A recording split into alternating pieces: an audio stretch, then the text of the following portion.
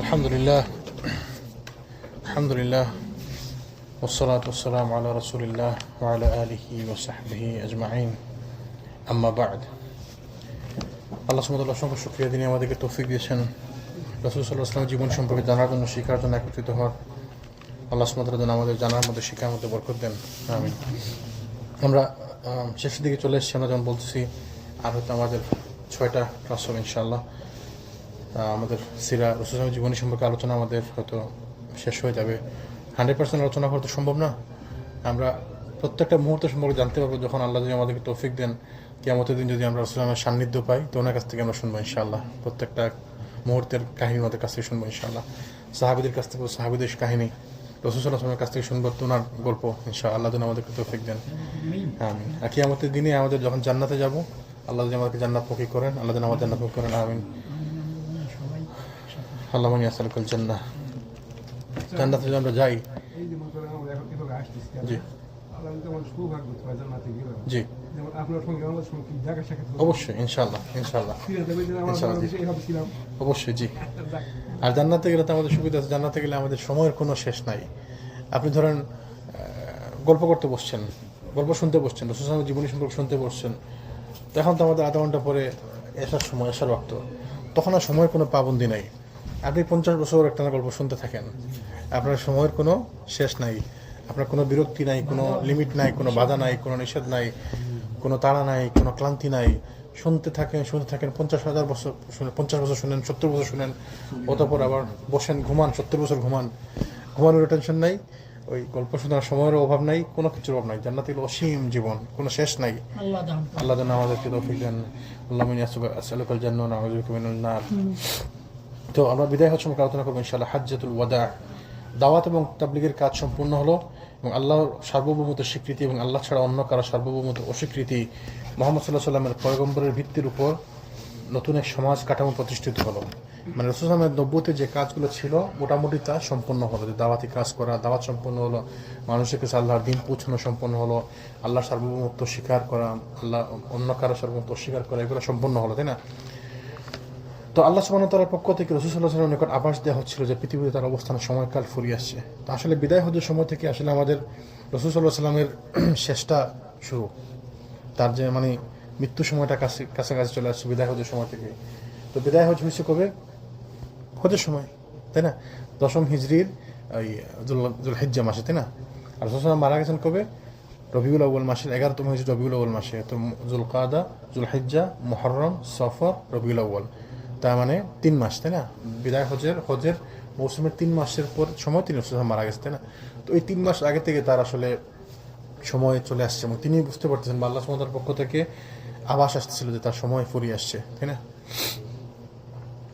তো এই প্রেক্ষিতে রাসূল সাল্লাল্লাহু আলাইহি ওয়াসাল্লাম মুআজ বিন জাবালকে ইয়েমেনের গভর্নর হিসেবে নিযুক্ত করে প্রেরণ করেন 10ম হিজরি সনে। এবং তখন তার বিদায়কালে অন্যান্য উপদেশ দেওয়ার সাথে সাথে এটিও বলে দেন, মা মুআজ ইন্নাকা আসা আল্লাহ তালকানি বা'দা আমি হাযা। হে মুআজ, এবছরের পর তোমার সঙ্গে আমার আর হয়তো সাক্ষাৎ নাও হতে পারে। মুআজকে বলে দিলেন, তোমাকে যে পাঠাইছি যাচ্ছ তুমি, তাকে বিভিন্ন উপদেশ দিলেন, বললেন যে এই বছরের পরে তোমার সঙ্গে আমুন হাযা, এই বছরের পর তোমার সঙ্গে আমার সাক্ষাৎ নাও হতে পারে। ওয়ালা আল্লাকা আন তামুরু বিমাসজিদি হাযা ওয়া কবরি, তখন হয়তো আমার মসজিদ বা আমার কবরের পাশ দিয়ে তোমরা যাতায়াত করবে। মানে আমাকে হয়তো পাবে না, আমার মসজিদ বা আমার কবরের পাশ দিয়ে তোমরা হয়তো যাতায়াত করবে। রাসূল সাল্লাল্লাহু আলাইহি ওয়াসাল্লামের মুখ থেকে মুআজ একথা শুনে আসন্ন বিচ্ছেদের চিন্তায় অস্থির হয়ে কাঁদতে লাগলেন। তো সাহাবীকে যদি বলেন যে তুমি যে যাচ্ছ, তোমাকে পাঠাচ্ছি, তুমি যখন আসবে আমাকে নাও পাইতে পারো, যখন আসবে তখন দেখা গেল আমার কবরের পাশ দিয়ে যেতেছো বা আমার মসজিদের পাশ দিয়ে যেতেছো। তো সাহাবী রাসূলের সঙ্গে সারা জীবন থাকছেন, কিরকম তার কান্না চলে আসছে। তো রাসূল আল্লাহ সুবহানাহু ওয়া তাআলা প্রকৃতপক্ষে এটা চাচ্ছিলেন যে তিনি তার নবী করিম সাল্লাল্লাহু আলাইহি ওয়াসাল্লামকে ইসলামের দাওয়াতের কার্যকারিতা এবং সুফল বাস্তব ক্ষেত্রে দেখিয়ে দিবেন। এ দাওয়াতের কাজে রাসূল সাল্লাল্লাহু আলাইহি ওয়াসাল্লাম অবর্ণনীয় দুঃখ কষ্ট সহ্য করেছেন এবং অসাধারণ ত্যাগ স্বীকার করেছেন। বস্তুত তার এই অসাধারণ সাফল্যমণ্ডিত কর্মকাণ্ডের অন্তিম পর্যায়ে এটি সুসংগত হবে যে মক্কা হজের মৌসুমে যখন পার্শ্ববর্তী মক্কার আরব গোত্রসমূহ সদস্য এবং প্রতিনিধিগণ একত্রিত হন, তখন রাসূল সাল্লাল্লাহু আলাইহি ওয়াসাল্লামের নিকট থেকে দ্বীনের আহ্বান এবং শরীয়ত সমূহের বিধিবিধান জেনে নেবেন। বলতে চাচ্ছেন লেখক এখানে যে আল্লাহ সুবহানাহু ওয়া তাআলা এটি হচ্ছে একটি মানে অন্তিম মুহূর্তে রাসূল সাল্লাল্লাহু আলাইহি ওয়াসাল্লাম যে দাওয়াতি কাজ করেছেন তার সফলতার জন্য, সফলতার সাফল্যের চিহ্ন হিসাবে তিনি যেন বিদায় হজে যাবেন এবং হজের সময় যেন সবাই এসে একত্রিত হবে, তার কাছ থেকে দিন সম্পর্কে শিখতে পারবে, জানতে পারবে, তিনি সবার সাথে দেখা হবে, মোলাকাত হবে, মানে কাইন্ড অফ সর্বশেষ দেখা, সবার সাথে মোলাকাত হওয়া। এবং তিনি তাদের নিকট থেকে সাক্ষ্য গ্রহণ করবেন যে তিনি তাদের নিকটে আল্লাহর পবিত্র আমানত যথার্থভাবে পৌঁছে দিয়েছেন, আল্লাহর পক্ষ থেকে তার উপর অর্পিত দায়িত্ব তিনি পালন করেছেন এবং উম্মতের কল্যাণ কামনার হক আদায় করেছেন। এবং তিনি যেন মানুষকে পৌঁছে দিতে পারেন এবং তিনি মানুষের কাছ থেকে যেন সাক্ষ্য নিতে পারেন, ওয়াদা নিতে পারেন যে আমি কি তোমাদের কাছে পৌঁছে দিছি, তখন তারা যেন সাক্ষ্য দেয়, এবং এই জন্য তার আসলে ওইখানে যাওয়া। তো আল্লাহ সুবহানাহু ওয়া তাআলার ইচ্ছা, রাসূল সাল্লাল্লাহু আলাইহি ওয়াসাল্লাম যখন যে ঐতিহাসিক হজ্জে মাকবুলের জন্য তার ইচ্ছা এবং কর্মসূচি ঘোষণা করলেন, তখন আরবের মুসলিমগণ দলে দলে সমবেত হতে আরম্ভ করে দিলেন। সবাই শুনল যে রাসূল সাল্লাল্লাহু আলাইহি ওয়াসাল্লাম হজে আসবেন, তো সবাই মিলে হজে আসার প্রস্তুতি গ্রহণ করতে লাগলো। প্রত্যেকেরই ঐকান্তিক ইচ্ছা ছিল যে রাসূল সাল্লাল্লাহু আলাইহি ওয়াসাল্লামের পদচিহ্নকে নিজ নিজ চলার পথে একমাত্র আকাঙ্ক্ষিত এবং অনুসরণযোগ্য পাথেয় হিসেবে গ্রহণ করে নেবেন। তো সে কে না চায় যে রাসূল সাল্লাল্লাহু আলাইহি ওয়াসাল্লাম হজে যাবেন, তো আমরাও হজে যাবো, কে না চায় যেতে, তাই না? তো সবাই হজে যাওয়ার জন্য প্রস্তুতি নিল, যে যেভাবে পারলো সম্ভব। সবাই তো আসতে পারবে না, যারা যারা সম্ভব পারলো। অতঃপর যুলকাদা মাসের 4 দিন অবশিষ্ট থাকতে শনিবার দিন রাসূল সাল্লাল্লাহু আলাইহি ওয়াসাল্লাম মক্কা অভিমুখে যাত্রার জন্য প্রস্তুতি গ্রহণ করলেন। যুলকাদা মাসের 4 দিন বাকি, মানে 4 দিন বাকি থাকতে, তার মানে 25 বা 26 যুলকাদা মাসে, তাই না? মানে যুলহিজ্জা হওয়ার 4 দিন পূর্বে তিনি চুলে চিরুনি ব্যবহার করলেন, তেল মালিশ করলেন, পোশাক পরিধান করলেন, কুরবানির পশুগুলোকে মালা বা হার পরালেন এবং জোহর সালাতের পর রওনা হয়ে গেলেন। কুরবানির পশুকে মালা পরানো সুন্নত, কিন্তু তাহলে কুরবানির পশুকে মালা পরানো যায়, তাই না? আসরের পূর্বে তিনি জুলহুলাইফা নামক স্থানে পৌঁছলেন। জুলহুলাইফা কি? আমাদের এই 2-3টা ক্লাস থাকবে আমাদের বিদায় হজের উপরে, এবং হজের উপর যেহেতু আমাদের মসজিদে অনেক আলোচনা হয়েছে এবং আমাদের মসজিদের আলহামদুলিল্লাহ অনেকে ম্যাক্সিমাম লোক জানে হজ সম্পর্কে, তাই না? এবং আলহামদুলিল্লাহ ভালো ধারণা আছে। তা আমরা ইনশাল্লাহ এখানে প্রশ্নোত্তর থাকবে, তাই না? তাহলে জুলহুলাইফা কি? মিকাত, মদিনা থেকে যেটা কাছাকাছি মিকাত, তাই না? মদিনা থেকে প্রায় 10-12 কিলোমিটার দূরে। তিনি আসরের পূর্বে জুলহুলাইফা নামক স্থানে পৌঁছলেন। সেখানে আসরের 2 রাকাত সালাত আদায় করলেন। আসরের সালাত 2 রাকাত মানে তো কসর কেমন হলো? তো মাত্র 10 কিলোমিটার দূরে, তাহলে বোঝা গেল সফরের উদ্দেশ্যে বাড়ি থেকে বের হইলে নিজের জনপদ পার হলেই আপনার জন্য কসর শুরু। মানে আপনি যদি না আপনার এলাকাটা ক্রস করতে হবে। আপনার এলাকা মানে ধরুন আপনার গ্রাম, আপনার শহর, বা মানে আমরা যদি যখন বাফালো ধরি তাহলে বাফালো ক্রস করতে হবে। যেমন এক্সাম্পল আপনি যখন হাইওয়েতে উঠলেন, তো তখন 10-15 মিনিট চালানোর পরে তখন বাফালোতে বের হয়ে গেলেন, ওইরকম আর কি। মোট কথা আপনি আপনার বাড়ির কাছাকাছি থেকে চলে গেলেন, লোকালিটি থেকে দূরে চলে গেলেন। তো সফর উদ্দেশ্যে বের হলে সেটা 2 কিলোমিটার, 5 কিলোমিটার, 10 কিলোমিটার হোক, আপনার কসর শুরু হয়ে গেল। তো তিনি 2 রাকাত আসরের সালাত আদায় করলেন এবং শিবির স্থাপন করে সারা রাত সেখানে অবস্থান করলেন। সকালবেলা তিনি সাহাবীদেরকে বললেন, আতানি লাইলাতা আতিন মির রাব্বি ফাকালা সাল্লি ফি হাযাল ওয়াদি মুবারাকান ওয়া কুল উমরাতুন ফি হাজ্জা। আজ রাতে আমার প্রভুর পক্ষ হতে আমার একজন আগন্তুক এসে বললেন, তিনি বলছেন আতানি লাইলাতিন মির রাব্বি ফাকালা, আমার রবের পক্ষ থেকে একজন আসলেন, এসে আমাকে বললেন, কি বললেন? সাল্লি ফি হাযাল ওয়াদিয়িল মুবারাক, তিনি এই মুবারক মানে উপত্যকায় নামাজ পড়ার জন্য বললেন এবং বললেন যে হজ এবং উমরা একসাথে। তাহলে কি বল, ওই হজের যে প্রকারভেদ আছে 3টা, কি? হজ্জে তামাত্তু, হচ্ছে ইফরাদ, আর হচ্ছে কিরান।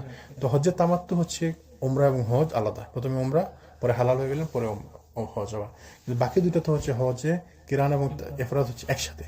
ওইটাই বলছেন যে হজ এবং উমরাকে একসাথে, কি বলেন, হজের সঙ্গে উমরা সংশ্লিষ্ট রয়েছে।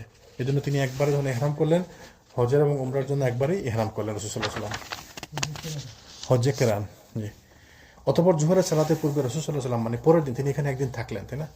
অতঃপর জোহর সালাতের পূর্বে রাসূল সাল্লাল্লাহু আলাইহি ওয়াসাল্লাম ইহরামের জন্য গোসল করলেন। এরপর আয়েশা রাদিয়াল্লাহু আনহা রাসূল সাল্লাল্লাহু আলাইহি ওয়াসাল্লামের শরীরে এবং পবিত্র মাথায় নিজ হাতে আতর মেশক মিশ্রিত এক প্রকার সুগন্ধি দ্রব্য মালিশ করে দিলেন। তাহলে কোন জায়গায় লাগালেন? শরীরে এবং মাথায়, তাই না? দাড়িতে লাগাতে পারেন। সুগন্ধির রেশ রাসূল সাল্লাল্লাহু আলাইহি ওয়াসাল্লামের মাথার স্মৃতি এবং দাড়িতে পরিলক্ষিত হলো, কিন্তু তিনি সে সুগন্ধি না ধুয়ে তা স্থায়ীভাবে রেখে দিলেন। মানে এক্সট্রা সুগন্ধি লাগাইছেন, এক্সট্রা আতর লাগাইছেন, অনেক বেশি দেখা যাচ্ছে এক্সট্রা লাগাইছেন। তার মানে কেউ যদি চায় এক্সট্রা বেশি করে লাগাইলো, তাহলে সেটা ওইভাবে থাকবে, তাই না? অতঃপর তিনি লুঙ্গি পরিধান করেন এবং চাদর গায়ে দেন এবং জোহরের 2 রাকাত সালাত আদায় করেন। এরপর সালাতের স্থানে একই সঙ্গে হজ এবং উমরার ইহরাম বেঁধে লাব্বাইক ধ্বনি উচ্চারণ করেন। ইহরাম বাঁধার পর বাইরে এসে কাসওয়া নামক উটের উপর আরোহণ করেন এবং দ্বিতীয়বার লাব্বাইক ধ্বনি উচ্চারণ করেন। অতঃপর উটে আরোহণ করে ফাঁকা ময়দানে আগমন করেন এবং সেখানে উচ্চকণ্ঠে লাব্বাইক ধ্বনি উচ্চারণ করেন। তাহলে তিনি রাসূল সাল্লাল্লাহু আলাইহি ওয়াসাল্লাম এখানে ইহরাম বেঁধে নিয়ত করে দিলেন, তাই না? অতঃপর মক্কা অভিমুখে ভ্রমণ অব্যাহত রাখেন। সপ্তাহকালব্যাপী পথ চলার পর সন্ধ্যার প্রাক্কালে রাসূল সাল্লাল্লাহু আলাইহি ওয়াসাল্লাম যখন মক্কার নিকটবর্তী জু তুয়া নামক স্থানে পৌঁছলেন, তখন যাত্রা বিরতি করে সেখানে রাত্রি যাপন করলেন এবং ফজরের সালাত আদায়ের পর গোসল করলেন। তাহলে এক সপ্তাহ তিনি সফরে ছিলেন, মাঝখানে মক্কা থেকে মদিনার রাস্তা ছিলেন, মানে আস্তে আস্তে মধ্যম গতিতে তিনি আসছেন। তো ওই সময় প্রত্যেকটা সময় আমাদের কাজ কি থাকবে, কি করা লাগবে আমাদেরকে? তাকবীর, লাব্বাইক আল্লাহুম্মা, তালবিয়া, লাব্বাইক আল্লাহুম্মা লাব্বাইক, লাব্বাইক লা শারীকা লাক লাব্বাইক। জি, এই যে এখন রিসেন্টলি দেখতেছি যে আপনাকে তওয়াফ করতে দেওয়া হচ্ছে না, এটা তো ইজিলি নরমাল যে তওয়াফ করা যায়। জি, তো এখন মানে আপনার ড্রেস আপ ছাড়া তওয়াফ করছে না জি, পুরুষ। এখন কেউ যদি প্রতারণার আশ্রয় নেয় এইভাবে যে আমাকে তো তওয়াফ করতে দিচ্ছে না, বুঝতে পারছি, করা নেই কি কাজ, জি, তো আমি তাহলে ওই আমার ড্রেস আপ করে ওই যে, জি না, এটা ঠিক হবে না, এটা ঠিক হবে না, এটা ঠিক হবে না। কেন?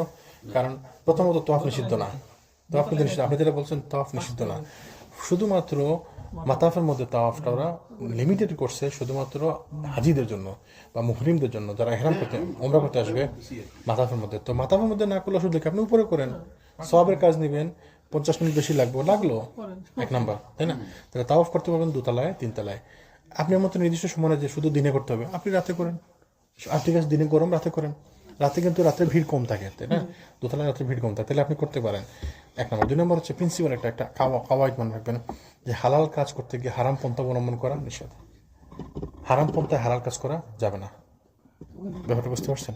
যে আমি হালাল খাবো, হালাল বিফ খাবো, তা হারাম পয়সা দিয়ে রুজি করে হালাল বিফ খাবো, এটা ইজ নট হালাল, তাই না? আমার ছেলেকে আমি হালাল খাওয়াইতে হবে, নাহলে তার শরীর ভালো হবে না, তার অসুস্থতা কমবে না। তো এক কাজ করে চুরি করে টাকা নিয়ে আসি, তাই না? তো চুরি করে টাকা নিয়ে আসলাম, এসে খাওয়ালাম, হালাল হবে না। তা হালাল কাজ করতে গেলে হারাম পন্থা অবলম্বন করা যাবে না। অনেকে করে কিন্তু এটা, যে জি অনেকে করে এবং অনেকে বলেও দেয়, বাট এটা ঠিক না। এটা যে করে সে নিজেও বুঝতেছে আমি যে প্রতারণা করতেছি, এটা ঠিক না। জি, আল্লাহ যেন আমাদেরকে হেফাজত রাখেন। তো এই সময়কালে আমাদের তো 7 দিন নাই। আমরা মদিনা থেকে মক্কা আসলে আমাদের সময় লাগে 3 ঘন্টা বা 4 ঘন্টা, তাই না? বা হজের সময় হলে তো 8 ঘন্টা লাগতে পারে যদি বাসে করে আসি। আর যদি প্লেনে করে যাই, তো আমাদের প্লেন থেকে নেমে ওই মক্কা পর্যন্ত পৌঁছতে হয়তো 3 ঘন্টা 4 ঘন্টা লাগবে। তো ওই সময়টাতে আমরা কী করবো? তালবিয়া পড়তে থাকবো আর জিকির আজকার করবো।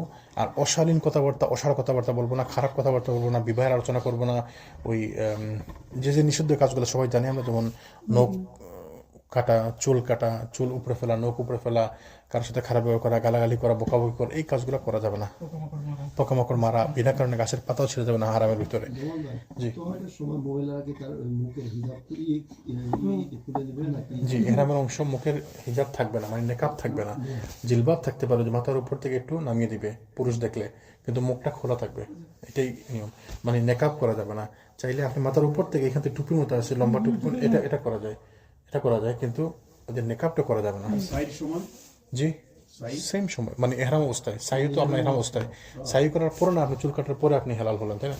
তো এই পর্যন্ত মুখ বাঁধা যাবে না। কিন্তু যদি রসুলাম সিরার কি করছেন বা মহিলারা কি করছেন, সাহাবি মহিলারা যখন কেউ সামনে আসেন, তারা তাদের জিলবাবকে টান দিয়ে নামায় দিয়েছেন, তাই না? তো তাদের সময় তো সাহাবিরা এমন ছিল, সাহাবিরা তো চাইতো না দেখি একটা মহিলা দেখা যায়। সুবহানাল্লাহ, আমাদের সময় তো এরকম মানে কোনো পুরুষ আছে যে মহিলার সামনে আসা সে তাকায় না? ভালো লোক একবার তাকাইলে হলে তো চুপ পড়ে আমাদের নফস, আমরা খারাপ।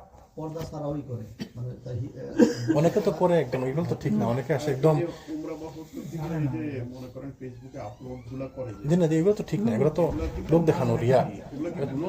গুনাহ হবে না, অবশ্যই গুনাহ হবে। নিয়তের উপর ভিত্তি করে অনেক বড় বড় গুনাহ হইতে পারে। আপনি কি জন্য করছেন? লোক দেখানোর জন্য করছেন, তাহলে তো শিরিক হয়ে গেল, ছোট শিরিক হয়ে গেল। আপনি কি জন্য করছেন? বোস্টিং করার জন্য করতেন, অহংকার হয়ে গেল। আপনি কি জন্য করছেন? স্মৃতি করে রাখার জন্য করছেন, যে আমি সারা জীবনে একবার গেছি আর জীবনে যাইতে পারবো কিনা, মেবি ভালো, অসুবিধা নাই। কিন্তু উদ্দেশ্যের উপর, নাকি মানে নিয়তের উপর ভিত্তি করে আমি আমার ছবিটা হয়তো রাখি দিতে পারি, জি, কিন্তু কাউকে দেখানোর জন্য মানে যেন ইয়ে না হয়, বা ওই ডিপেন্ড করে আর কি উদ্দেশ্য কি জন্য। অনেকে আছে ছবি উঠে ডিটেলস করতেছে, সে একটা ডকুমেন্টারি করবে যেন মানুষের উপকার হয়, বেনিফিট হয়। আল্লাহ আলম, তাইলে ওইটা আরো বেনিফিশিয়াল হবে, তাই না? আল্লাহ আলম, কার কি জন্য, নিয়তের উপর ভিত্তি করে আপনার সওয়াব বা নাকি। তো রসুল সাল্লাহ সাল্লাম সন্ধ্যা নাগাদ ওই ফজরের সালাত দেওয়ার পর গোসল করেন মক্কার কাছাকাছি পৌঁছে, অথবা সকাল নাগাদ মক্কায় প্রবেশ করলেন। দিবসটি ছিল 10ম হিজরির 4th জুলহিজ্জা রবিবার। তিনি 8 রাত্রি কাটান এবং মধ্যমভাবে দূরত্ব অতিক্রম করার জন্য সময়ের প্রয়োজন হয়ে থাকে। মসজিদুল হারামে পৌঁছে রসুল সাল্লাম প্রথমে কাবা গৃহে তাওয়াফ সম্পন্ন করেন। তাহলে মসজিদুল হারামে পৌঁছার পর প্রথম কাজ কি? তাওয়াফ করা, তাই না? কিন্তু অন্যান্য মসজিদে ঢুকলে প্রথম কাজ কি? মসজিদ নববীতে গেলে প্রথম কাজ কি? মসজিদ নববীতে 2 রাকাত সালাত। তার মানে যে কোনো মসজিদে ঢুকলে 2 রাকাত সালাত আদায় করা হচ্ছে মসজিদের প্রথম কাজ। কিন্তু হারামে গেলে প্রথম কাজ হচ্ছে তাওয়াফ করা। কিন্তু ধরেন আমার সালাতের সময় গেছে, জামাত দাঁড়ায় গেছে, তাহলে অবশ্যই জামাত করবো। জি, তাহলে হারামে তিনি কাবা গৃহে তাওয়াফ সম্পন্ন করেন। এই তাওয়াফ আবার তার ওই যে হজের রিলেটেড উমরা, যেহেতু হজ এবং উমরা একসাথে ওনার, তিনি উমরার তাওয়াফটাও উনি করতেছেন। সেটা ঠিক আছে, আপনি তো অসুস্থ, মানে ধরেন আপনি টায়ার্ড হয়ে গেছেন, আপনি ব্যাগ তো রাখতে ব্যাগ নিয়ে তো তাওয়াফ করতে পারবেন না। আপনি ধরেন 5 জন গেছেন, 10টা ব্যাগ সাথে লাগে, আপনি তাওয়াফ করতে পারবেন না, সেটা তো স্বাভাবিক। আপনি দুবার রাখবেন। যেমন দেখেন রসুল কি করছে, তিনি মক্কার একটু অদূরে পৌঁছে গিয়ে ফজর সময় পৌঁছে উনি গোসল করছে। গোসল করে তিনি রাত্রের মক্কায় ঢুকছে। তার মানে আপনি আপনার সুবিধা মতো সময় মক্কায় ঢুকবেন, সুবিধা মতো সময় আপনি হারামে ঢুকবেন। যখন ঢুকবেন ঢুকে তাওয়াফটা করবেন। কাপড় চেঞ্জ করে নিজে গোসল করছে, নামাজ পড়ছে, রেস্ট নিছে। তা আপনি দূরে থেকে আসছেন, আপনি গোসল করবেন, নামাজ পড়বেন, রেস্ট নেবেন, আল্লাহ ঘরে যাবেন, হারামে যাবেন, পরিষ্কার সুন্দর হয়ে যান। জি, অজু আছে কিনা, আপনার শরীরে ঘামায় ধুলা বালু লাগানো, তাই না? তো এইসব ঠিক আছে। রেস্ট ধরুন আপনি খুব টায়ার্ড, আপনি রেস্ট না নিলে আপনি তাওয়াফ করতে পারবেন না। এগুলো তো জরুরত, তাই না? কারণ হজ তিনি তারপরে এই সাফা এবং মারওয়ার মধ্যে সাই করেন, তাওয়াফ করেন, তারপরে সাই করেন, কিন্তু ইহরাম ভঙ্গ করেননি। কেন ইহরাম ভঙ্গ করেননি? আমরা তো ইহরাম খুলে দিতাম। তিনি কেন খুললেন না? কারণ তিনি হজ্জে কেরান করতেছেন। কেরান মানে হচ্ছে একসাথে উমরা এবং হজ। কারণ তিনি হজ এবং উমরার জন্য একই ইহরাম বেঁধেছিলেন এবং তার সঙ্গে হাদি ছিল। হাদি কি জিনিস? কোরবানির পশু। কোরবানির পশু, হাদি মানে হচ্ছে কোরবানির পশু। আর কাপড় যখন আমি গোসল করলাম তখন এহরামের কাপড় খুলতে হলো না? খুলবেন।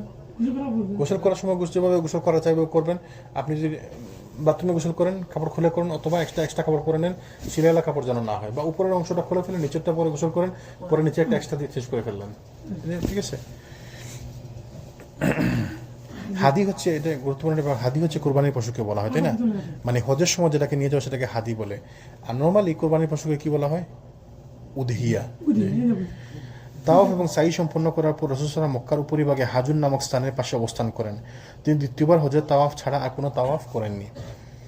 সাহাবীগণদের মধ্যে যারা কোরবানির পশু সঙ্গে নিয়ে আসেননি, রাসূল সাল্লাল্লাহু আলাইহি ওয়াসাল্লাম তাদেরকে নিজ নিজ ইহরাম উমরায় পরিবর্তন করে নিতে এবং বাইতুল্লাহর তাওয়াফ এবং সাফা মারওয়ার সাই সম্পন্ন করে নিয়ে হালাল হয়ে যাওয়ার নির্দেশ প্রদান করেন।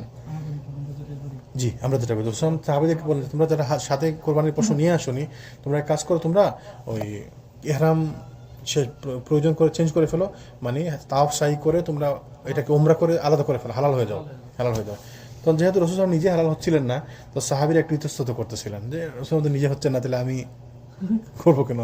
তো তিনি রাসূল তখন বললেন, লাউ ইস্তাকবালতু মিন আমরি মা মাস্তাদবারতু মা আহদাইতু ওয়ালাউলা আন্না মাই আল হাদিয়ু আল আহলালতু।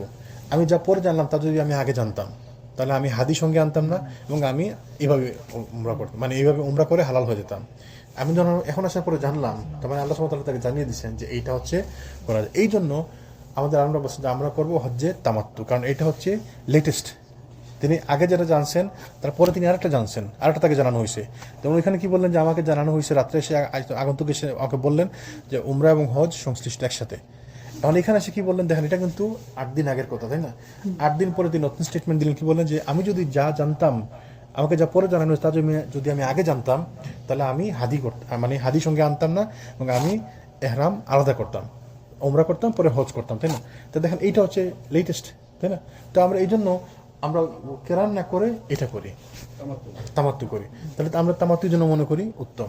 আবার যারা কেরান করে, হচ্ছে কেরান করে, তারা যদি কোরবানির পশুর সাথে নিয়ে আসে তো ঠিক আছে। আবার অনেকে দেখবেন কোরবানির পশুর সাথে নিয়ে আসে না, কিন্তু হচ্ছে কেরান করতেছে। যারা আমি নিজে দেখছি, আপনার হয়তো দেখছেন যে 2-3 জন থাকবে যে এহরাম খুলতেছে না কাপড়। আপনার কি ব্যাপার? আমার সাথে আসলো, একই প্লেনে দেখলাম, 5 দিন হয়ে গেল, এদিকে এখনো এহরামের কাপড় পরা, কি ব্যাপার? সবসময় দিকে এহরামের কাপড় পরা। তখন জিজ্ঞেস করে বলবো যে সে কেরান করতেছে। তো কেরান যে করছেন কেন? রাসূলুল্লাহ সাল্লাল্লাহু কেরান করছেন, কিন্তু তিনি যে বলছেন আমি যে তামাত্তু করতাম, বলে না, তিনি তো কেরান করছেন আমি করি। তা আপনার পশু কই? তা আমি তো পশুর সাথে আনিনি, তাহলে তো আপনার কিরান করবেন কেন? রসুল তো বলছে যে পশুর সাথে আনেনি সে তামাত্তু করবে, তাই না? তো এই জিনিসগুলো একটু বুঝতে হবে আমাদেরকে। যদি অনেকে আছে যে না না আমি রসুল করছে আমি করি, কিন্তু রসুল করছে তিনি তো বলছে অন্যটা, তাই না? আবার তার কথার মানে কি জন্য বলছে কি জন্য করছে সেটা আমাদেরকে বুঝতে হবে। এই জন্য আমাদেরকে আলেমদের কাছ থেকে বুঝ নিতে হবে, আলেমরা কীভাবে বুঝছে, তাই না? আমি আপনি হয়তো একটা দুটো হাদিস দেখছি, বুখারিতে একটা হাদিস দেখছি, মুসলিমে একটা হাদিস দেখছি, এই রিলেটেড আরও 50টা যে হাদিস যেগুলো তো আমরা দেখিনি, জানি না এগুলা।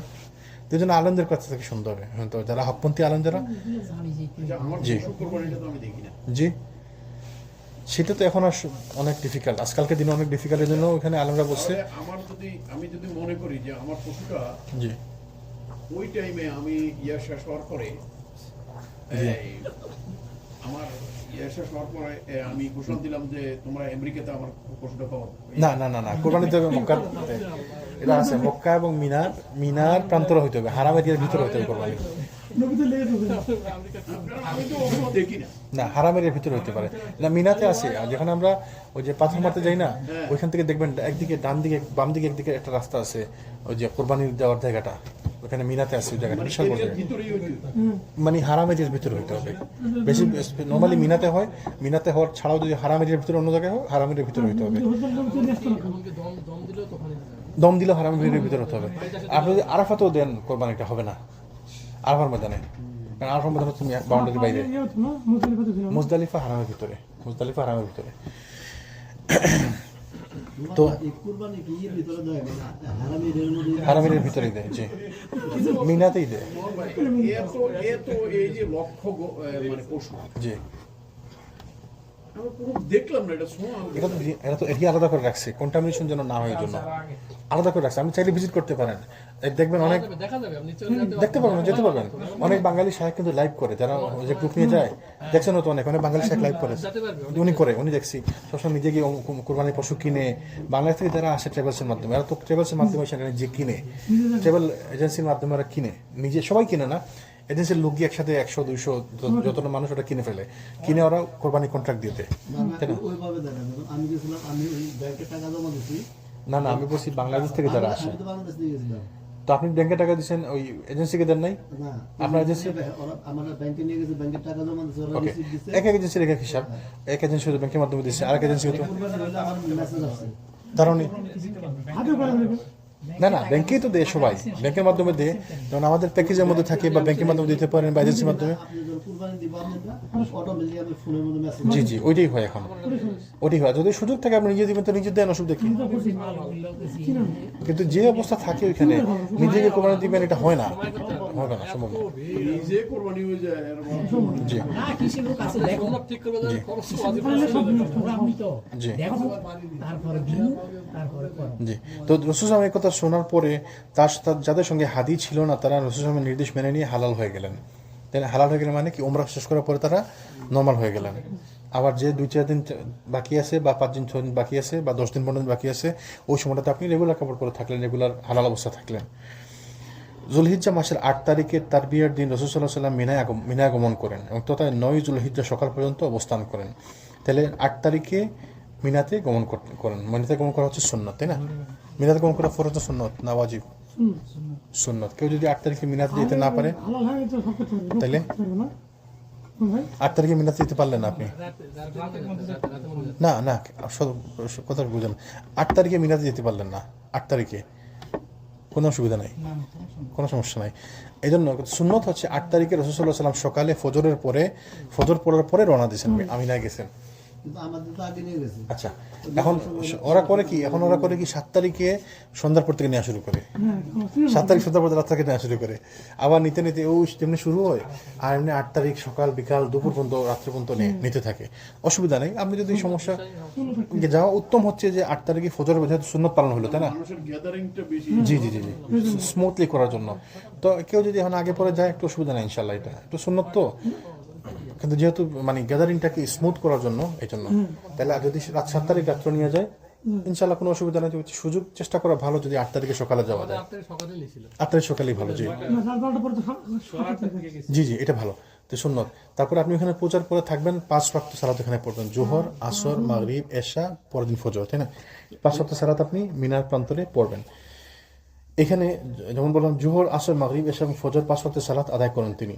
অতঃপর সূর্যোদয় পর্যন্ত অপেক্ষা করলেন, মানে পরের দিনে 9 তারিখে সূর্যোদয় পর্যন্ত অপেক্ষা করলেন। অতঃপর আরাফার দিকে রওনা হয়ে গেলেন এবং যখন সেখানে পৌঁছেন তখন ওয়াদি নামিরায় তাঁবু প্রস্তুত হয়েছিল। তো এখানে তিনি পৌঁছলেন জোহরের আগে দিয়ে, তাই না? সেখানে তিনি অবতরণ করলেন। সূর্য যখন পশ্চিম দিকে ডলে গেল, তার মানে কি জোহরের সময়, মানে মাথার উপর থেকে পশ্চিম দিকে ডলে গেল, তার মানে জোহরের সময় হলো। তখন রাসূল সাল্লাল্লাহু আলাইহি ওয়াসাল্লামের নির্দেশে কাসওয়া নামক উটের পিঠে হাওদা চাপানো হলো। তারপর তিনি বাতনে ওয়াদিতে গমন করলেন। ওই সময় রাসূল সাল্লাল্লাহু আলাইহি ওয়াসাল্লামের সঙ্গে ছিলেন 1,40,000 কিংবা 1,44,000 সাহাবী, বিশাল জনতার দল। এই বিশাল জনতার উদ্দেশ্যে তিনি এক ঐতিহাসিক এবং মর্মস্পর্শী ভাষণ প্রদান করেন। তিনি সম্ভবত জনতাকে লক্ষ্য করে বলেন, এটা ছিল হজের ভাষণ যেটা বলা হয়, আইয়ুহান নাস। মিনারের সুন্নাহটা কি হজের অংশ? এটা হজের অংশ, হজের অংশ। যদি কেউ কিন্তু যদি কোনো কারণে কেউ পৌঁছতে না পারে, এয়ারপোর্ট থেকে আরাফা চলে যায় 9 তারিখে, আরাফা চলে যায়, হবে। অথবা এয়ারপোর্ট থেকে আসি উমরা করি, সে উমরা থেকে হারাম থেকে সোজা আরাফা চলে যায়, কোনো অসুবিধা নাই। মানে সেটাই আমি বলতেছি। জি, এরকম অনেক জি। করে আমি দেখছি, মানে জি, জি। 7 দিনের সফরে। জি, এটা কোনো অসুবিধা নাই। যেহেতু মিনার সফরটা, মিনাতে যাওয়ার আগের দিন যাওয়াটা হচ্ছে এই সুন্নত, কিন্তু পরের দিন মিনার দিনগুলা যে 10, 11, 12, এই যে 3 দিন, 10, 11 মিনিমাম 12, অথবা 10, 11, 12, 13, এই 4 দিন মিনাতে থাকা, মেইন এটা হচ্ছে ফরজ, বুঝছেন? তাইলে যারা অনেকে আছে ওই অজুহাত দেখায় যে না রসুন তো বলছে অসুস্থ হলে যাওয়া যাবে না, যাওয়া লাগবে, তা আমি তো অসুস্থ, আমার তো পায়ে ব্যথা, হাঁটতে আর 2 দিন ধরে হাঁটতে হাঁটতে পায়ে ব্যথা, তা আমি না গেলাম না। আপনার জন্য এটা না, সবাই সবারই তো পায়ে ব্যথা, তাই না? না, হুইল চেয়ার ভিন্ন। অনেকে আছে যেমন আমি, আপনি ধরেন আমরা সুস্থ মানুষ, আমরা হাঁটতে হাঁটতে পায়ে ফুসকা পড়ে গেছে, তা আমি তো অসুস্থ হয়ে গেছি, আমি আর না গেলাম, আচ্ছা যাক মক্কাতে আসি, থাকি মক্কাতে থাকলাম, না এটা হবে না, আমার আপনার জন্য এটা না।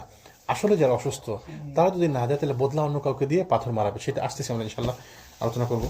তো রাসূল সাল্লাল্লাহু আলাইহি ওয়াসাল্লাম এখানে ভাষণ দিলেন, জনতাকে উদ্দেশ্য করে বললেন, আইয়ুহান নাস ইসমাউ কওলি ফাইন্নী লা আদরি লাআল্লি লা আলকাকুম বা'দা আমিন হাযা বিহাযাল মাওকিফি আবাদা। অসম্ভবত লোকজনেরা, আমার কথা মনোযোগ দিয়ে শোনো, কারণ আমি জানি না এরপর আর কোনোদিন তোমাদের সঙ্গে স্থানে মিলিত হতে পারবো কিনা। তো তিনি ওই যে আল্লাহ সুবহানাহু ওয়া তাআলা তাকে আগেই ইঙ্গিত দিচ্ছেন যে এটা হচ্ছে তার শেষ সফর। তারপর তিনি কিছু গুরুত্বপূর্ণ কথা বলেন মানুষের উদ্দেশ্যে, সুবহানাল্লাহ। ইন্না দিমাউকুম ওয়া আমওয়ালুকুম হারামুন আলাইকুম কাহুরমাহু ইয়াউমিকুম হাযা। তোমাদের রক্ত এবং তোমাদের ধন সম্পদ অন্যদের জন্য এমনভাবে হারাম যেমনটি তোমাদের আজকের দিন, চলতি মাস এবং বরকতপূর্ণ শহর হরমত রয়েছে। তাহলে তোমাদের কাদেরকে বললেন? মুসলমানদেরকে উদ্দেশ্য করে বললেন তোমাদের একজনের রক্ত আরেকজনের উপর হারাম। কিরকম হারাম? এমনভাবে হারাম যেমন আজকে এই জায়গাটি হারাম, যেমন এই সময়টি হারাম, যেমন এই মাসটি হারাম, যেমন এই শহরটি হারাম। তাহলে আমি আপনাকে মারবো, হত্যা করবো, আঘাত করবো, কত বড় অপরাধ, কত বড় অপরাধ। বলছেন যে এমন হারাম, যেমন হারাম এই শহর, যেমন হারাম এই সময়, যেমন হারাম এই মাস, যেমন হারাম এই জায়গা স্থান, এরকম হারাম। ফি শাহরিকুম হাজা ফি বালাদিকুম হাজা আলা কুল্লু শাইইন মিন আমরি জাহিলিয়াতি তাহতা কাদামাইয়া মাওদুআ। আজকে থেকে জাহিলিয়াতের সকল খারাপ কাজ আমার পায়ের নিচে, কাদামাইয়া আমার পায়ের নিচে, তাহতা কাদামাইয়া। ওয়া দিমাউল জাহিলিয়া মাওদুআ, জাহিলি যুগের রক্তপণ আজকে থেকে আমার পায়ের নিচে। ওয়া ইন্না আউওয়ালা দামুন আদাউ মিন দিমাইনা দামু ইবনি রাবিআতু ইবনি হারিস। আজকে আমি প্রথম নিষেধ করতেছি, মানে শেষ করে দিয়েছি রক্তপণ রাবিয়া ইবনে হারিসের রক্তপণটা। কি জন্য? যেটা আগে হয়েছিল, ওয়াকানা মুস্তারদিআন ফি বানি সাদিন ফাকাতালতুম হুজাইল, মানে ওই সময় একটা ঘটনার কারণে তারা যে মারামারি হয়েছিল, আজকে থেকে জাহিলি যুগের রক্তপণগুলো আজকে থেকে নিষিদ্ধ। আচ্ছা, ওয়ারিবাল জাহিলিয়াতি মাওদুআ, এবং জাহিলি যুগের রিবা, সুদ আজকে থেকে নিষিদ্ধ। ওয়া আউয়ালু রিবা আদাউ মিন রিবানা রিবা আব্বাস ইবনে আব্দুল মুত্তালিব। প্রথম রিবা আমি নিষিদ্ধ করতেছি, প্রথম সুদ আমি নিষিদ্ধ করতেছি আমার চাচা আব্বাস ইবনে আব্দুল মুত্তালিবের সুদ। তাহলে দেখেন, তখন কোনো আদেশ কার্যকর করলেন, নিজের উপর নিলেন, এটা আজকে থেকে এটা হারাম, আজকে থেকে আমি প্রথম এটা বন্ধ করলাম। নিজে তো আর সুদ নিতেন না, দিতেন না, নিজের চাচা, নিজের পরিবার বলছেন আজকে থেকে সুদ হারাম, প্রথম সুদ আমি হারাম করছি আমার চাচা আব্বাসের যে সুদগুলো আপনাদের কাছে পাওনা আছে। তাইলে নেতাগিরি এরকম করতে হয়, কোনো কাজ করব আমি করব আগে, আমি বলে দিলাম যে আপনি করেন, আপনি করেন। ওই সময় থেকে সুদ বলছে, আর জাহিলি যুগের সুদগুলো আজকে থেকে নিষিদ্ধ। কোরআনে যখন সুদের আয়াতগুলো আসছে যেমন কোরআনে কিন্তু শেষের দিকে আসছে এবং বিভিন্ন মত অনুযায়ী কোরআনের সর্বশেষ আয়াত হচ্ছে সুদের আয়াত করা, বিভিন্ন মত অনুযায়ী বিভিন্ন সূরা বাকারাতে যে সুদের আয়াতগুলো আছে সর্বশেষ আয়াত, আল্লাহু আ'লাম। বিভিন্ন বিভিন্ন মত আছে, স্ট্রং মত হচ্ছে সুদের আয়াতগুলো সর্বশেষ আয়াত। ফাইন্নাহু মাওদুউন কুল্লুহু, অন্ধকার যুগে সুদ শেষ করলাম, যুগে আমাদের সুদের মধ্যে প্রথম সুদ যে আমি শেষ করি তা হচ্ছে আব্বাস বিন আব্দুল মুত্তালিবের সুদ। এখন থেকে সুদের সকল প্রকার কাজ কারবার সম্পূর্ণরূপে নিষিদ্ধ করা হলো। তাহলে তিনি বললেন যে এখন থেকে সুদের কাজ কারবার সম্পূর্ণ নিষিদ্ধ, তাহলে তখন থেকে নিষিদ্ধ হয়েছে সম্পূর্ণরূপে। হ্যাঁ না, তিনি ধনী ছিল, কিন্তু মানুষকে টাকা দিত, ঋণ দিত, যেহেতু এটা নিষেধ ছিল না, তো নিষেধ না থাকলে তো অনেক কাজ সাহাবীরা করছেন, এটা লজ্জার কিছু নাই। যখন নিষেধ ছিল না, আমি বললাম যে ধরুন আজকে থেকে আমাদের মসজিদে আর ওই প্যান্ট পরে আসা যাবে না, তো প্যান্ট পরা তো খারাপ কিছু না, আজকে থেকে আমি জানতে পারলাম জিনিসটা খারাপ, তাই না? তো কালকে যারা পড়ছে এটাকে লজ্জার ব্যাপার না।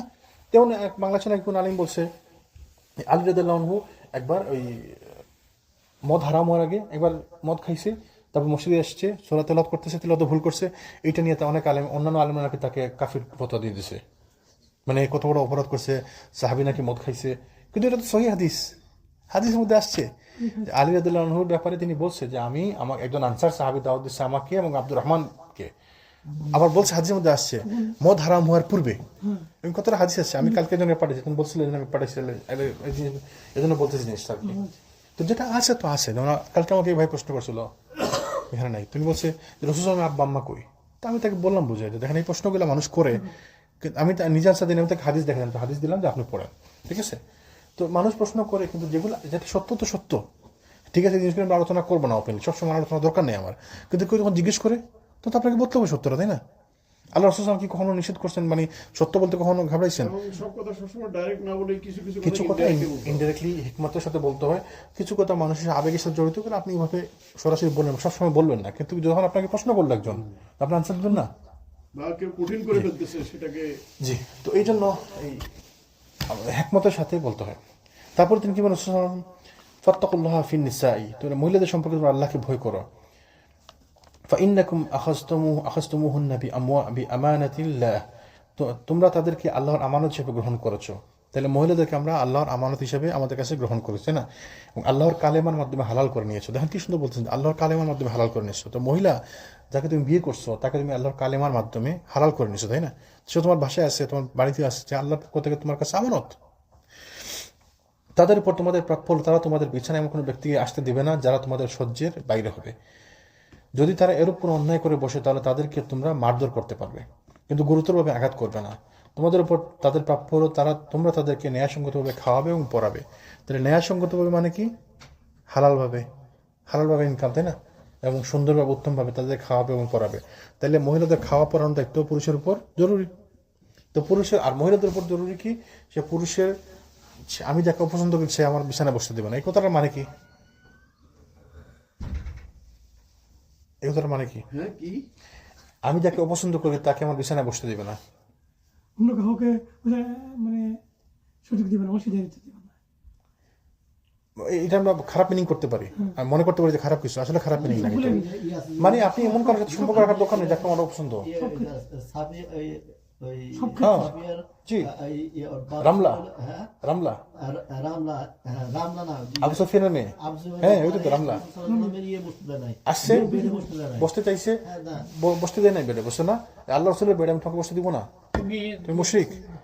আবু সুফিয়ানের মেয়ে রসুলের স্ত্রী ছিল না, আবু সুফিয়ান আসছে তার বাসায়, বসতে দেয় নাই, বলছে না তুমি রসুলের বেডে বসতে পারবে না, তুমি মুশরিক, তুমি অপবিত্র, আল্লাহ রসুলের বেডে তোমাকে এখানে বসতে দিই আমি। ব্যাপারটা ওই রকম। কারণ যদি এটাতে ওই মিনিং করা হতো যে কারোর সাথে দৈহিক সম্পর্ক, তাহলে রসুল এটা বলতে না যে যা তারা তোমার সহ্যের বাইরে হবে, তো সে তো অপরাধ করছে, তারা তো হত্যাযোগ্য অপরাধ করছে সে, তাইলে ওটা তো বলেন নাই। তাহলে বলছে কি, মানে এমন সম্পর্ক রাখার দোকানে যার সাথে আমার সম্পর্ক ভালো না, তাই না? জি, যদি তারা এরূপ অন্যায় করে বসে তাদেরকে তোমরা মারধর করতে পারো। মারধর মানে করবো কি, মারতে মেরে ফেলবো না, বলছে কি কিন্তু গুরুতরভাবে আঘাত করবে না। আবার অন্য বর্ণনা আসছে ওই যে মিসওয়াক দিয়ে আঘাত করবে, তো মিসওয়াক দিয়ে একটু মিসওয়াক দিয়ে আঘাত করবো, আমরা বেল্ট টেল খুলে একদম পুরো মারতে শেষ করে ফেলি, তাই না? জুতা দিয়ে বেল্ট দিয়ে, মানে এটা কোনো কথা? রাসূল কি বলছে? হালকা প্রহার করবে, মৃদু প্রহার মানে কি বলছে মিসওয়াক দিয়ে। তো মিসওয়াক এটা নিয়ে কত জোরে প্রহার করতে পারেন, তো সেইটা হচ্ছে সিম্বলিক। তো মারা কি মিসওয়াক দিয়ে মারলে কি মরে যাবে? সেটাও একটা মানে সিম্বলিক আর কি, মানে একটা ইঙ্গিত যে আমি তুমি কিন্তু খারাপ চলবে না, আমার কথা মানতে হবে, এরকম। তারপর কি বললেন, ওয়াকাদ তারাকতু ফীকুম মা লান তাদিল্লু বা'দাহু ইন আ'তাসামতুম বিহি কিতাবুল্লাহ। আমি তোমাদের মাঝে এমন এক জিনিস রেখে যাচ্ছি যা শক্ত করে ধরে রাখলে তোমরা কখনো পথ হারা হবে না, এবং তা হচ্ছে আল্লাহর কিতাব। তাহলে আমাদেরকে আল্লাহর কিতাব ধরে রাখতে হবে, আল্লাহর কিতাবের সাথে থাকতে হবে। আপনি কোরআন পড়েন, কোরআন বুঝেন, কোরআন মুখস্থ করেন, কোরআন নিয়ে পড়ে থাকেন, তেলাওয়াত করেন, অর্থ পড়েন, মুখস্থ করেন, বুঝতে চেষ্টা করেন, এক আয়াত 100 বার পড়েন। আপনি চেষ্টা করেন, যতদিন হায়াতের চেষ্টা করেন। এখন আমি বড় হয়ে গেছি, আঙ্কেলে পড়ে আলহামদুলিল্লাহ, আল্লাহ হেদায়েত, আল্লাহ উত্তম পুরস্কার দিন। কন্টিনিউস পড়তে আসেন, পড়েন আপনি। ওই আমাদের আমি আঙ্কেল পড়ে, সবসময় পড়ে কোরআন পড়তে। আমি কালকে শুনতেছি আঙ্কেলে বলতেছে সুবহানাল্লাহ, আল্লাহ কবুল করেন, বলছে সময় নষ্ট করে লাভ নাই, 1 সেকেন্ডের সময় নষ্ট করবো না। দুই আঙ্কেলের কথা বলতেছে, মাশাআল্লাহ। সামনে বলা ঠিক না, আমি বলছি এনকারেজমেন্টের জন্য। আমরা এখানে বসে কত সময় নষ্ট করি, সুবহানাল্লাহ। কত সময় নষ্ট হচ্ছে। কোন দিন যে আমরা চলে যাবো হিসাব আসেনি। আমি যে এই কালকে যে আমি মারা যাবো না, আজকে যে আমি মারা যাবো না, কোনো গ্যারান্টি আছে? অথচ দেখেন আজকে আমরা কত সময় নষ্ট করছি, শুধু আজকে আমরা কত সময় নষ্ট করছি। আন্তাজি চা খেতে বসে গল্প করতেছি, ওই নামাজে শুরু হওয়ার আগে গল্প করতেছি, নামাজ শেষ হওয়ার পর গল্প করছি, খালি গল্পই করতেছি। প্রতিদিন আমার লাগে আপনার দেখা, কিন্তু তারপরে আমি প্রতিদিন আপনার গল্প করা লাগে আমার। আর যখনই গল্প করি আমরা হুদাই আজেরা গল্প করি। 1-2টা হয়তো জরুরি কথা, বাকি 99% সময় আজেরা কথাবার্তা, হুদাই আজেরা, সময় নষ্ট। সময় যে কি গুরুত্ব আমরা বুঝতেছি না, সুবহানাল্লাহ। তাহলে প্রত্যেকটা মুহূর্ত গুরুত্বপূর্ণ। আপনি পস্তাবো, আমরা সময়ের গুরুত্ব না দেখানো পস্তাবো। আমরা সময়ের গুরুত্ব আমরা দিতেছি না, আমরা বুঝতেছি না, কত সময় নষ্ট করতেছি, সুবহানাল্লাহ। হুদাই এমনি বসে আছি, কোনো কাজ নাই। ঘুমাইতে যদি তাও তো একটা কথা ছিল যে ঘুমাইতেছি, আমি আরাম করতেছি, ঘুমাইতেছি না, হুদাই আন্তাজি কথা বলতেছি। আর যখনই মুখ খুলবেন আপনি তখন অপরাধ করবেন। এই জিহ্বা এমন এক জিনিস, যখনই খুলবেন তখন অপরাধ, তখন আপনি জিহ্বা বন্ধ করে রাখেন, অনেক অপরাধ থেকে বেঁচে গেলেন। যখনই আপনার মুখটা খুললো, জিহ্বা নড়া শুরু হইলো, অপরাধ করা শুরু হইলো। আর আমরা আমরা আমরা আমরা এমন এক জাতি, যখনই কথা বলি গীবত করি, গ্রোথ করার পরে বলি না এটা গীবত না, এটা আবার কেমনে গীবত হয়। জনজন ধরে দিবে যে ভাই এটা তো গীবত করছে না, কেমনে গীবত, এটা আবার গীবত কেমনে হয়, এটা তো ঠিক কথা বলতেছি। তো রসুল তো বলছে ঠিক কথাটাই হচ্ছে গীবত, যেটা ঠিক বলছেন ওইটাই তো গীবত। মিথ্যা বললে না ওটা অপবাদ হইতো, সত্যি বললে থাকলে ওইটাই গীবত। তারপরে রসুল কি বললেন, হে লোকজনের স্মরণ রেখো, আমার পরে কোনো নবী আসবে না, কাজে তোমাদের পর অন্য কোনো উম্মতের প্রশ্নও থাকবে না। অর্থাৎ তোমরা প্রতিপালকের ইবাদত করো, 5 ওয়াক্ত সালাত আদায় করো, রমাদানের রোজা রেখো, সন্তুষ্ট চিত্তে সম্পদে জাকাত প্রদান করো। দেখেন কি বলছেন, সন্তুষ্ট চিত্তে সম্পদে জাকাত প্রদান করো। সম্পদে জাকাত প্রদান করতে সন্তুষ্ট চিত্তে, খুশি হয়ে, যে অনেকে কিন্তু খুশি হয়ে জাকাতের জন্য আসছে, জাকাত দিব আমি। আর অনেকে মন খারাপ, আবার চলে আসছে, এই না সেদিন দিয়ে শেষ করলাম, বছর ঘুরতে না ঘুরতে, মানে এটা কোনো কথা, ওই দিন কানে দিয়ে শেষ করলাম। তো এটা সম্পদের জাকাত খুশি মনে দিতে হবে। আপনার এখন সোনা 10 ভরি হোক আর 3000 ভরি হোক, বুঝছেন নি, সম্পদের জাকাত দিতে হবে, খুশি মনে দিতে হবে। প্রয়োজন একটু বেশি দিবেন, তাই না? আমরা অনেকে আবার ওই যে নুকস খুঁজি, ছোটো সাইড খুঁজি কীভাবে কম দেওয়া যায়। আচ্ছা আমার তো সোনা পুরান সোনার দাম দিই, পুরান সোনার দামে দিই, হবে, পুরান সোনার দামে দিলে হবে, কিন্তু আপনি চেষ্টা করেন একটু উত্তমভাবে দিতে, এহসানের সাথে, তাই না? 3500 টাকা হয়েছে সোনা, আপনি 3700 টাকা দেন, 4000 টাকা দেন, তাই না? 1220 টাকা হয়েছে, 1250 টাকা দেন, বুঝছেন? একটু সুন্দরভাবে উত্তমভাবে খুশি হয়ে দেন, এটা সাদা কথা, তাই না? হিসাব ভুল হতে পারে, একটু বেশি করে দেন, মানে যেহেতু হিসাব করলেন বেশি করে হিসাব করবেন, আর হিসাব যতটুকু হবে যেটা হবে তারপরে একটু বেশি করে দিয়ে দেন। এবার আমাদেরকে নিজ সম্পদে জাকাত খুব সন্তুষ্ট চিত্তে প্রদান করতে হবে। নিজ প্রভুর ঘরের হজ পালন করো এবং সৎ নেতৃত্বের অনুসরণ করো। এই সৎ নেতৃত্বের অনুসরণ করতে হবে, এটা বিশাল ব্যাপার। এই এক সাহাবী, না আমাদের শেখ সালিম বাজমুন, নাম শুনছেন নি? শেখ সালিম বাজমুন হাফিজাহুল্লাহ, বিশাল বড় শেখ, অনেকগুলো বই লিখছে, বড় সালাফি বিদ্যান। উনি বলছে সালাফিদের একটা নীতি হচ্ছে নেতৃত্বের অনুসরণ করা, নেতৃত্বের আনুগত্য করা। এইটা সালাফদের একটা নীতি, সালাফিদের একটা মানে আকর্ষণ, একটা হচ্ছে ওই চিহ্ন হচ্ছে, ক্যারেক্টারিস্টিক্স হচ্ছে নেতৃত্বের অনুসরণ করা, আনুগত্য করা। নেতৃত্বকে মেনে নিতে হবে, সৎ, তাও সেটা হতে হবে সৎ নেতৃত্ব, তাই না? নিষ্ঠার সঙ্গে এসব কাজ করলে ওয়াদা মোতাবেক জান্নাতে প্রবেশ করতে পারবে, রসুল বললেন। আমি ইনশাআল্লাহ আগামী দিন আলোচনা করবো আরও কয়েকটি ব্যাপার তিনি আলোচনা করছেন, এবং বিভিন্ন ওই পুরা সফরে বিদায় হজের ভাষণটা ছাড়াও অন্যান্য বিভিন্ন সময় তিনি বিভিন্ন ভাষণ দিয়েছিলেন। প্রত্যেকটা ভাষণে তিনি মানুষকে নসিহত করছেন রসুল সাল্লাল্লাহু আলাইহি ওয়াসাল্লাম, এবং এই নসিহতগুলো আমাদের জন্য প্রত্যেকটি নসিহত ইম্পর্টেন্ট। ইনশাআল্লাহ আমরা আলোচনা করবো। আল্লাহ যেন আমাদের বুঝার তৌফিক দান করেন। জি, সুবহানাকাল্লাহুম্মা ওয়া বিহামদিকা আশহাদু আল্লা ইলাহা ইল্লা আনতা আস্তাগফিরুকা ওয়া আতুবু ইলাইক।